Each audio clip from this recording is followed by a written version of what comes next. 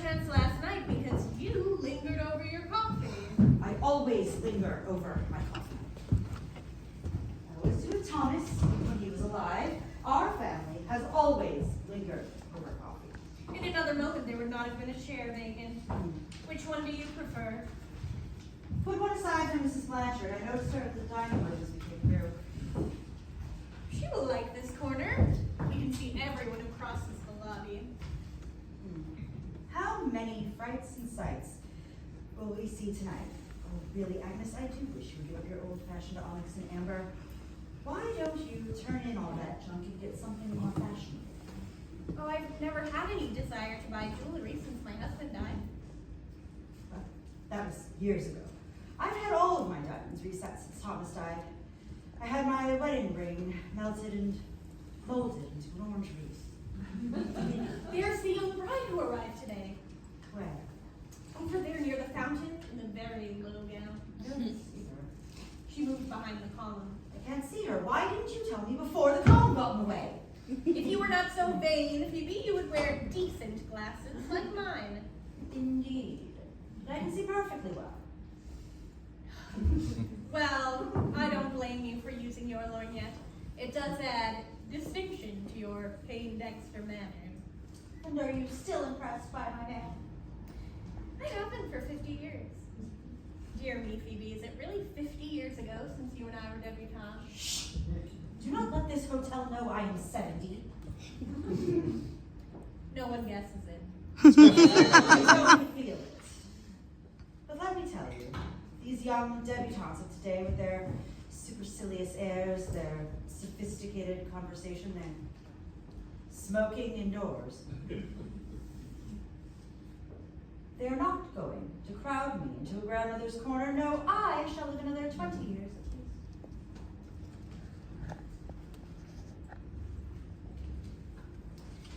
Why have you such animosity towards the debutantes? You terrorize them. Everywhere they sidestep for you. In elevators, corridors, in the ballrooms, on the beach. They put themselves out to be deferential to you.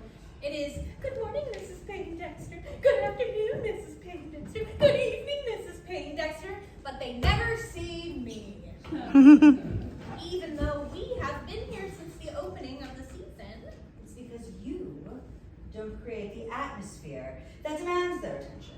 I'm putting on all of the Payne-Dexter airs I can think of to terrorize them.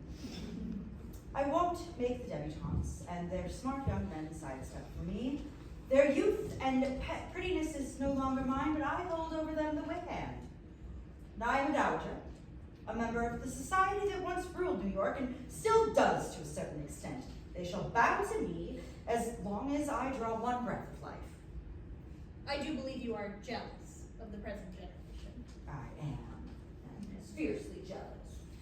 But we have had our own day, Phoebe. It is their turn. It is our time to sit back and give them a chance. Agnes, you have kept your health living on your estate in Long Island.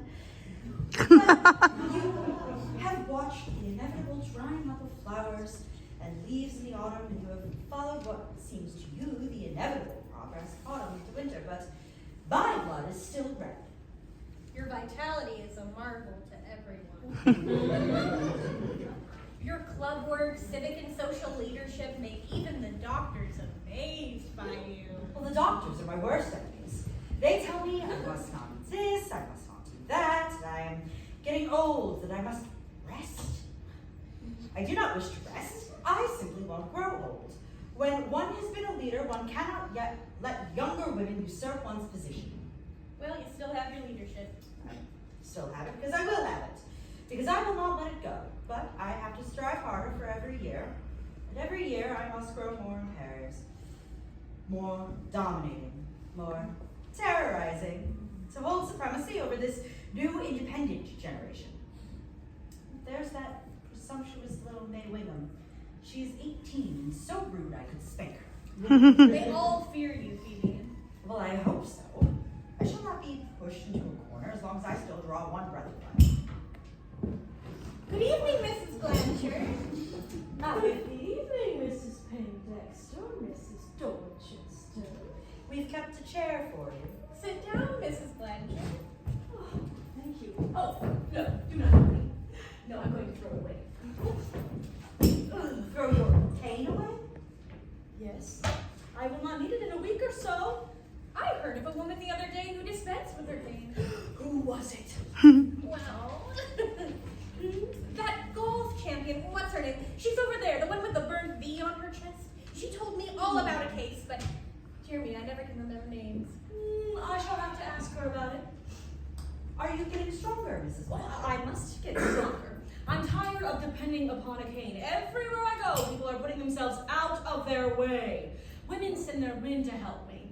Men help me. Chauffeurs help me, and debutantes help me. Debutantes? Well, I can scarcely believe it. The debutantes hop around me. It's like so many sandflies, all of them wanting to help me walk. I feel like swatting them away with this. Their politeness is an insult to my infirmity. If only they would be rude. Well, Mrs. Payne-Dexter was just complaining that they were too rude. Oh, They are. if they are rude to you, it's a compliment. They do not look upon you as old and decrepit. I resent their solicitude. In a day or two, I shall throw this old thing away.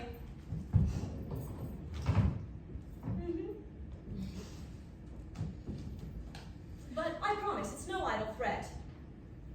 But you told me you'd used it for 15 years. So I have. It is old enough to throw away. It's the oldest leg I have, and it's going to be thrown away. Oldest. What, are you doubting? My dear Mrs. Blanchard, you just said that your cane is the oldest leg you have. So it is.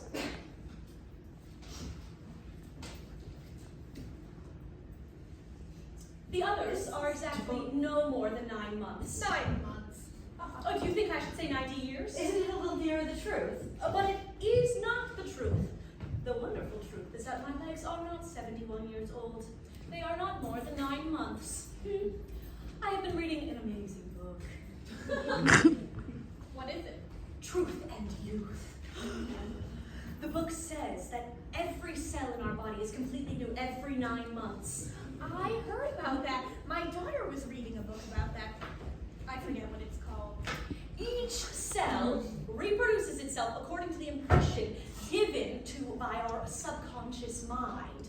As we grow old, we hold a thought of age and impress ourselves with that thought. But if we rid ourselves of the illusion of old age, we can remain ever young. Let me have this book. I would pay a fortune for you. You don't have to pay a fortune for youth. You just have to think it and be it. What was the book my daughter was reading? Dear, I never can remember names and titles and numbers. Too much wool, Agnes. I tell you, you are growing old. Oh, she does not look it. Her mind is 150 years Oh. old. Not quite. I have had too many financial matters to attend to since my husband died to let me slip too far behind the times, but I believe in accepting old age with as good a grace as possible. Rubbish.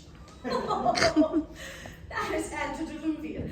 I'm just beginning to learn how to live. Do you know I've just obtained my divorce? Blanchard. After all these years. Yes, after all these years. I suppose you know the story of my life. It was nationally commented upon when my daughter married the Duke of Cambrai. My Saint Louis friends often mention you. That's why I was so interested in meeting you here this season.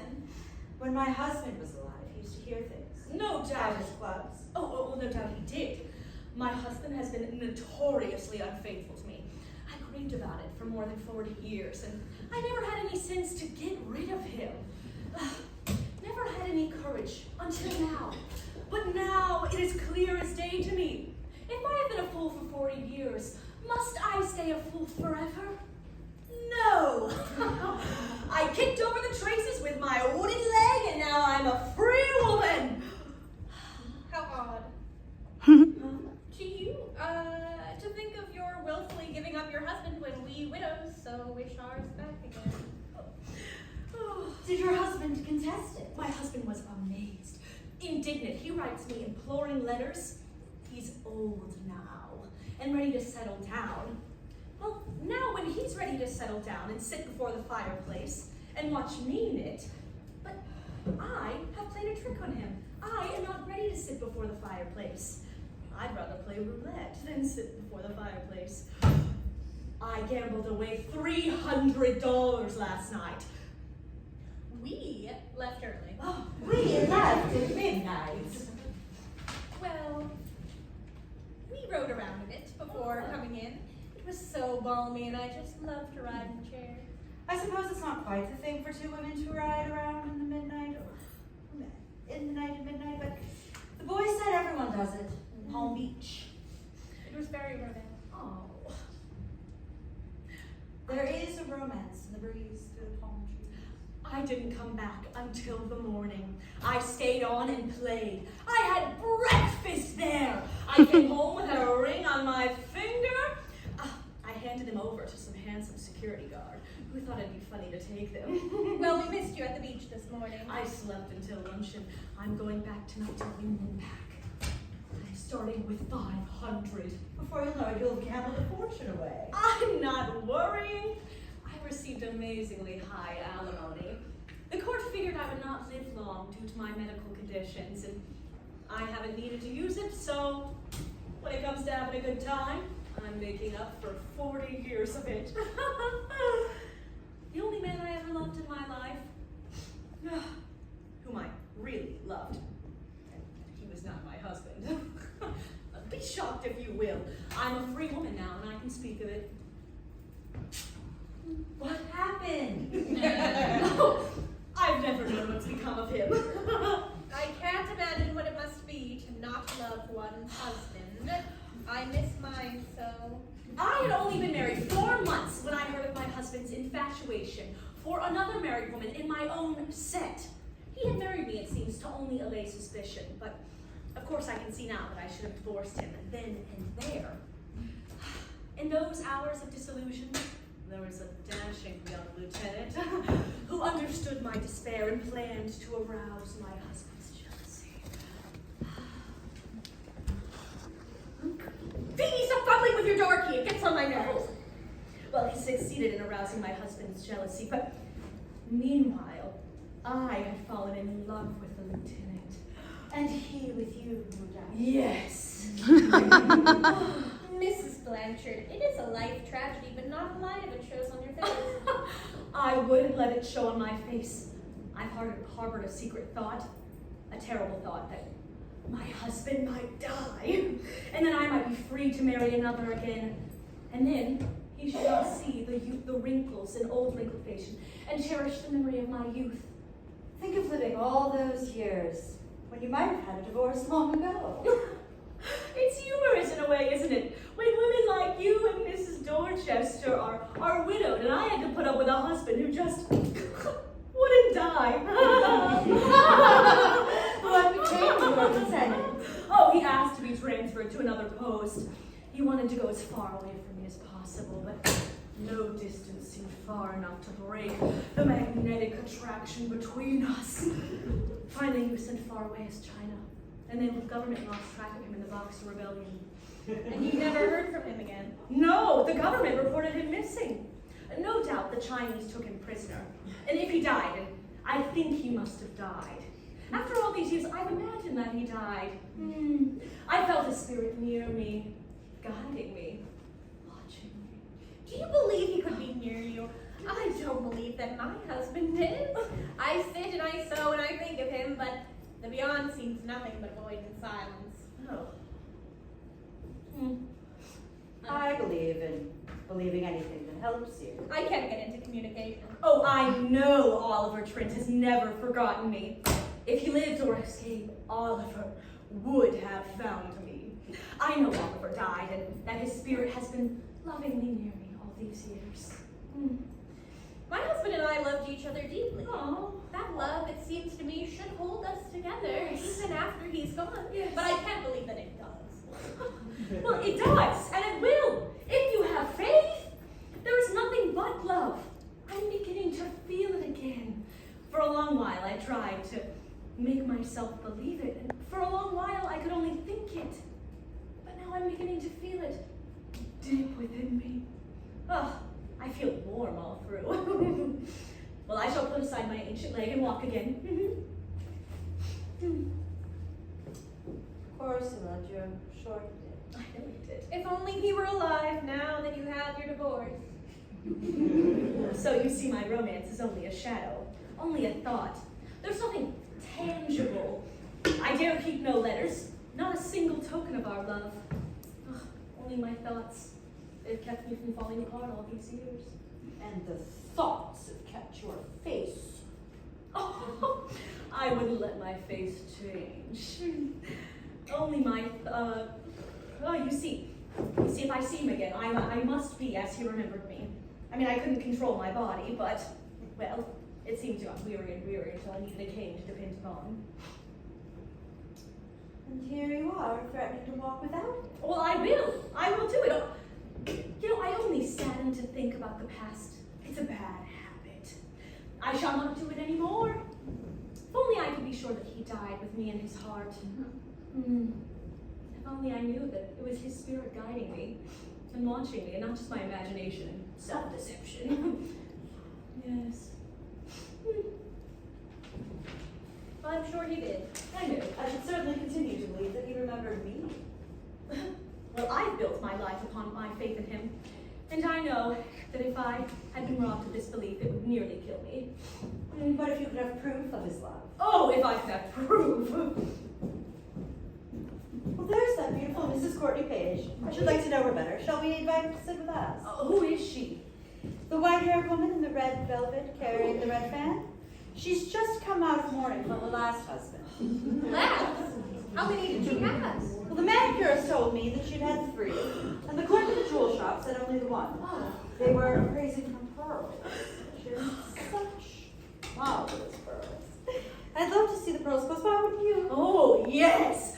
Do invite her over. I'd love to exchange data on husbands.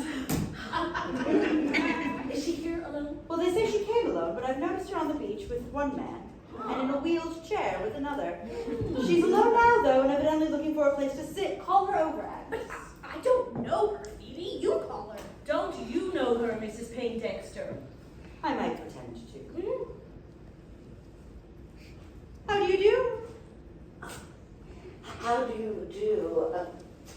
You must, pardon me, I don't recall the name. Mrs. Payne-Dexter of New York. Don't tell me, Mrs. Courtney-Page, that you've forgotten me. Mrs. Payne-Dexter, a name so well known. We met, I remember, at the opera. Exactly 5 years ago. You were in a box next to the Carols, and we, my husband and I, were their guests. We were there for our wedding trip. Yes, of course. How clever of you to remember. My friends, Mrs. Dorchester, Mrs. Blanchard. How do you do? Won't you sit down? Why, thank you. Mrs. Blanchard, I have noticed you. No doubt you have. I came down from St. Louis and had the good fortune of becoming acquainted with them personally. I've always known Mrs. Payne-Dexter by reputation. Mrs. Dorchester and I have been spending the season in Palm Beach. Mrs. Dorchester is a native of Long Island. Blanchard of St. Louis. I have heard that name lately. My daughter married the Duke of Cambrai. Oh, yes, but I mean I've heard it more lately than that. Oh, no doubt. I'm celebrating my divorce. I think she has a great deal of courage to face the world alone, voluntarily. I feel so marvelously free. She is quite right. Why should a woman remain in bondage when there is every turn the chance of making a better alliance? Good gracious! Do you believe me capable of marrying again at my age? Why not?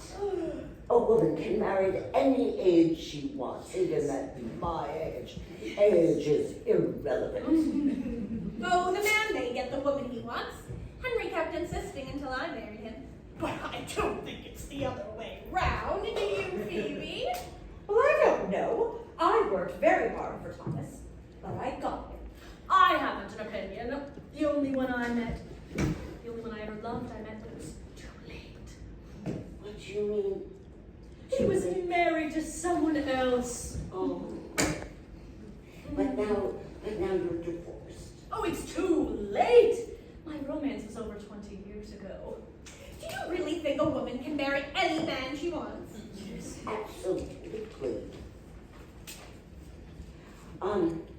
I proved it. I've been engaged 3 times, and now I have a new fiancé. Oh. I mean, isn't that proof? You are, if you pardon my frankness, a very handsome woman, Mrs. Courtney-Page. Such attraction would not require much effort on your part. Oh, no, thank you, but there is a science to it about attracting love, as there is about everything else. There hasn't been a moment in my life when I haven't been in love. That's impossible. There aren't enough people in the world for that. Oh, yes, there are. As long as you hold the thought of love, you will find those who can love. And as long as you love, it will attract it in return. And where is your home now, Mrs. Courtney-Page? Chicago. Oh. But I was born in San Francisco. I was Emily Tardon. Emily Tard. You don't mean it. Are you truly? Why, it seemed just yesterday when all the magazines were full of your photographs of those beautiful debutantes on the West Coast. Well, they did make quite a fuss of it when I became engaged to Harlow Bingham. I was only 18 then. And I look back, and I think what a brilliant career I would have had with Harlow. Well, you know, he died. Oh. Yes, before we were married. Oh. An accident. Oh. Horse racing. Oh. Poor Harlow. He gave me my first pearls. Oh, magnificent pearls! Yes, I've hardly been able to keep my eyes off of them. Well, his strand, the shortest strand, was given to me by Harlow Bingham upon our engagement. He gave me a solitaire too,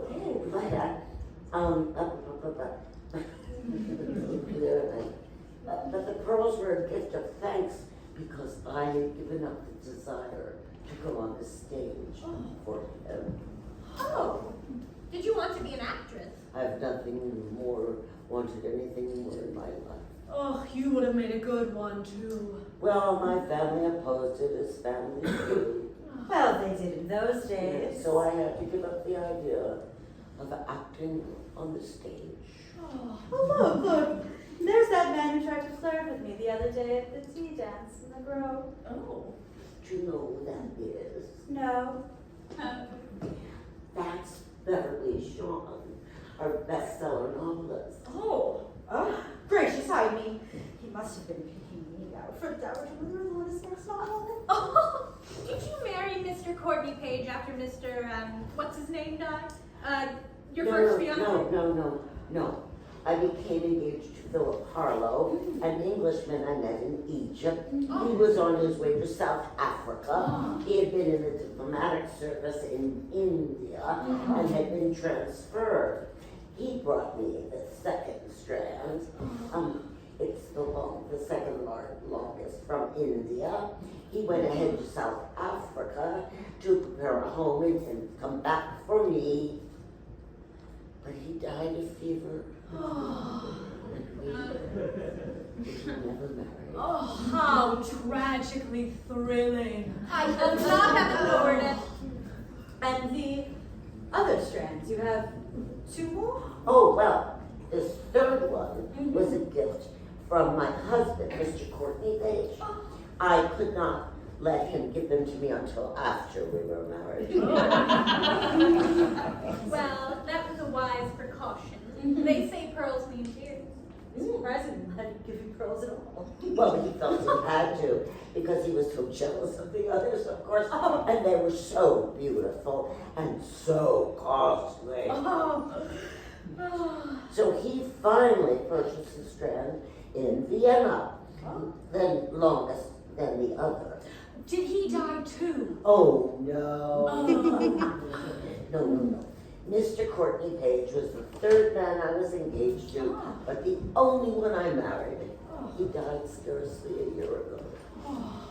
We have some life preserver. I ate something tonight that didn't quite agree with me. Oh. Mm.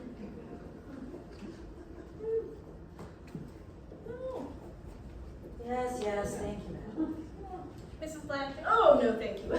I don't eat it anymore since I'm on the new diet. Oh, And what is your new diet? Oh, nuts and fruit. No meat, no bread, no hot vegetables, no coffee, no tea. Have you stopped eating altogether? Only nuts and fruit. I feel as light as a feather. In another day I shall walk without a stick. You said in another week you would throw it away. Oh, no, be careful. Don't take risks. But the book says we must not have negatives in our mind. I tell you, if I have faith enough, I can walk alone. Oh, possible. A truth in youth! Mm-hmm. The average man and woman of middle age chooses a comfortable chair and settles into it with the thought that life is finished and it is necessary to await the end. Women do this more than men. Mm-hmm. When women see their little children grow to manhood and be independent of them, they feel that their use of life is over. Nothing is more untrue. Well, the grandmother is a free... Just a moment, Phoebe. Excuse me, but what did you say the name of that woman, Jet, walking with the aviator? Did she just fly in from New York? Oh no, that's Adalaide. Oh. She's one of the follies. They say she has her skin insured when she goes on the beach. I've never seen her skin. She paints it up with this whitewash and her lips are thick with red paint. Yesterday, I saw her on the beach in a linen-colored woolen cape with a big sable collar and every diamond she's ever been given. But is she married to the aviator? Don't ask absurd questions, Agnes. The grandmother is a free woman, and she has new youth. She has the vision of experience with which to experiment for greater wisdom. Oh, Agnes, you must read this book. It will stir up your very mind. It's getting to be like wool. I have always been more domestic than you, Phoebe. Domestic? Haven't I done my share? Haven't I run a house in New York, a house in Newport, a house in London, an apartment in Paris? I even had a palace one season in Venice. No, it is not domesticity that is making you old, Agnes. It is mental lethargy.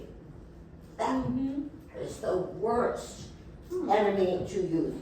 Mental lethargy. I refuse to have it. Oh. Yes. Mrs. Dorchester doesn't live for herself anymore. When she's at home, she's a slave to her grandchildren. When she's away, she can scarcely take time to walk away from her hole long enough to see the coconut grove. Well, I can knit without looking. I am more selfish. I let my children and their dear grandchildren alone. As long as they're not starving, it is no business of mine to live for them. I cannot spend my evenings knitting baby socks. I have my opera box. I give dinner parties and entertain distinguished foreign visitors. I have my clubs, my committees, my charities, and I am studying art so as to be able to add to my husband's collection of paintings as a memorial to him. And I am taking up Spanish because I plan on spending next season in Buenos Aires. And you, Agnes, you make your children dependent on you. You're always nursing some grandchild through something. But when they are ill, I must help them.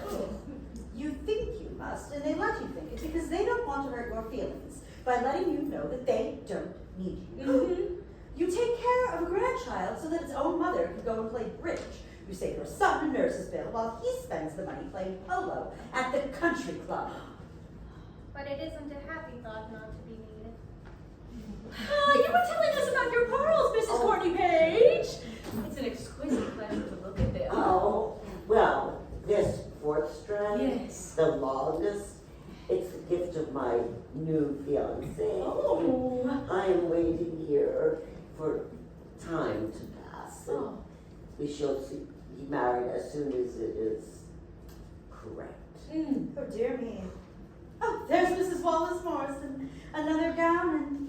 As usual, no pick. No, I'm sure she's wearing one. Aren't you lucky to find a fiancé again? I'm afraid I couldn't bring myself to care for anyone as much as I did for ones in the past. Nor I. Oh, men aren't worth bothering about. Oh, no.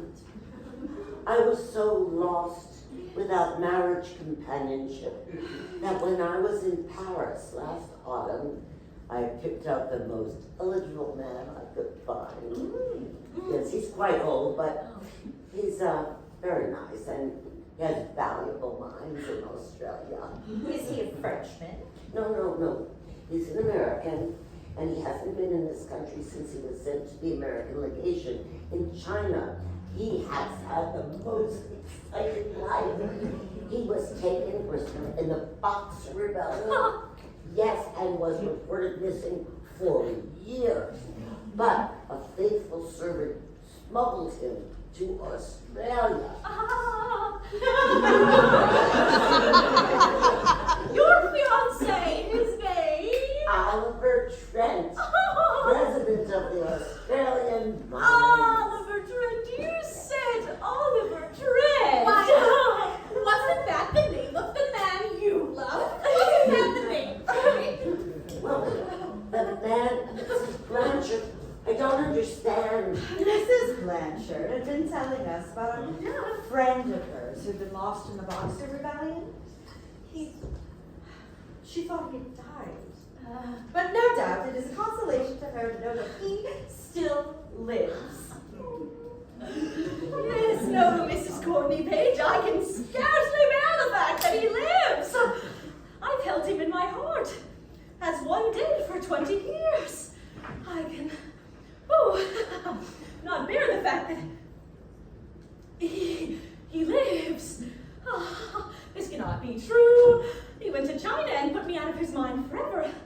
He has forgotten me for a younger and handsomer woman. No, I wouldn't let it worry you. Men are not worth such lifelong adorations. You look around and you see them. And you see them. Well, perhaps Mrs. Courtney-Page will give him up if we tell her what he means to you. I want my own, not what's cast off. You want me to give him up? Well, that would be very hard for me to do. It wasn't easy for me to win him. I had to use all the arts that I had learned in past experiences to get him. He had never been married and was a little afraid, but I won him. Oh. If I give him up, are you sure he will remember you? No, do not trouble. I shall just have to bear it. I feel quite blind, as if I've been struck in the head. But maybe it's just my heart. You see, he and I were very much in love, but I was to be married, and he had to go away. And he promised not to forget. But he was young, and maybe I shouldn't have believed him. I had never heard anyone in the government before. I'm sorry, I'm so sorry.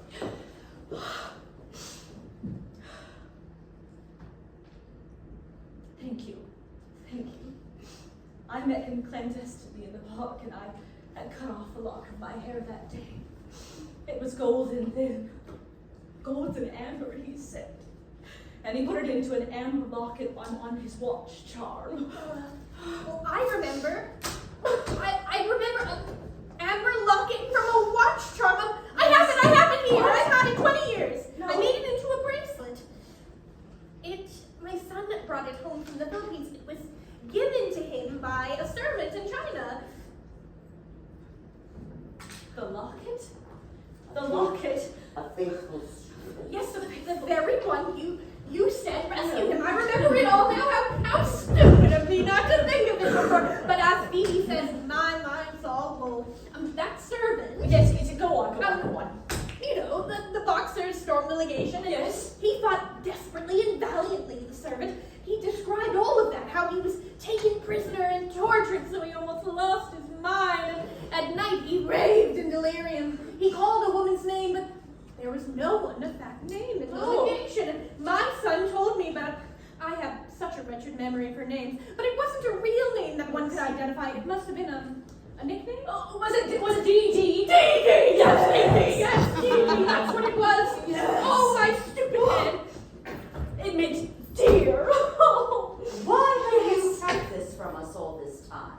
Well, how could I know that my son's story was about Mrs. Blanchard until she mentioned the watch charm? But now it all comes back to me.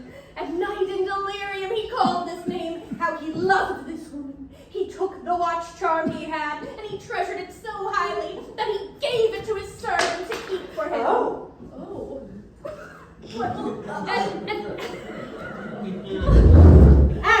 Really? And he treasured it so highly that he would fear that they would rob him of it. There it is. Took his money and everything else he had, but the servant kept the amber safely. But how did you forget? That's just it. I'll tell you how it was. My stupid memory. Please stop fiddling with your door key. It distracts me. The amber, the servant smuggled him in a boat. Oh, well, who was on the boat? Mr. What's his name? Oliver Trent? Yes! Oh! Into the boat, and in the excitement of concealing him behind some kegs, the ship began to move, and the servant had to run to get off, and in running he forgot to give up the amber watch charm, and so he kept it. He kept it as a talisman, and a few years later, when he served my son in the Philippines, he gave it to him as a talisman, and when my son was very ill with fever, and my son became superstitious about it, and had it set into a bracelet for me as my protection. And now I shall give it to you, for it is your talisman, Mrs. Blanchard, a talisman of his undying love. And that is exactly why I had so much trouble in making him care for me. He told me that his first love, he spoke to her of Dee Dee. Yes. Yes, and he told me that when he lost the amber, he felt that she had gone out of his life forever.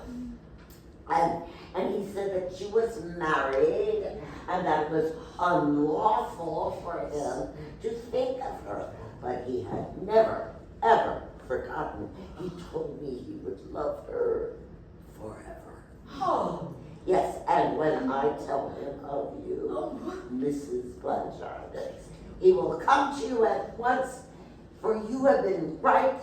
His love has been yours and is yours still. And I think that you should have these pearls. Oh, no, thank you. I don't want them. I have this. Excuse me, ladies. I have to go to my room. I have all of my answers out of the silence, and I'm unstrung. Without her cane? Don't mind her. Poor dear. Poor dear. Was all that true, what you said, Agnes? I've never heard you talk so fast in all my life. And how you've suddenly got such a memory. You never told me anything about that amber charm, and you've worn it. For forever, it seems to me. Father gave it to me for my 21st birthday. To save a lock of my blonde hair. I risked the chance that mine was a duplicate of hers. So all you said was a lie? Oh, it doesn't matter. We shall make it come true. When she finds out that you have deceived Oh, her. she will never find out that we have deceived her. I shall warn him to hide away his amber watch chain. Oh, does he still wear it? Oh, yes, that and many, many other charms from other loves. They say he has been a great beau. And an outrageous flirt. Poor dear Mrs. Blanchard. I thought she would die. I was afraid she was dying. I had to say something to bring her to. And what have you gained by these lies, Agnes? Well, does she not walk? Well, yes, that is a miracle. Well, merely a miracle, the realization of love. But it is built on false belief. He has not been true to her. Mrs. Payne-Dexter, I have never questioned the reality of anyone's love for me. That which counts, after all, is only that which is in our own hearts. If Mrs. Blanchard is convinced of his love, that's all that is really necessary. Yes, and when you marry him. I shall not marry him, but I shall keep his pearls. But if you love him. Oh, well, for that, I can always find someone else. Gracious, this is all a mess. You'd better give up knitting, Agnes, and turn to story writing. You've quite surprised me with your brilliance. Bellboy, you may have these glasses. Your platinum diamond lorgnette? Do you think I have to manufacture a love affair to get rid of my glasses? She walked without her cane. Oh, to stay young, one must love.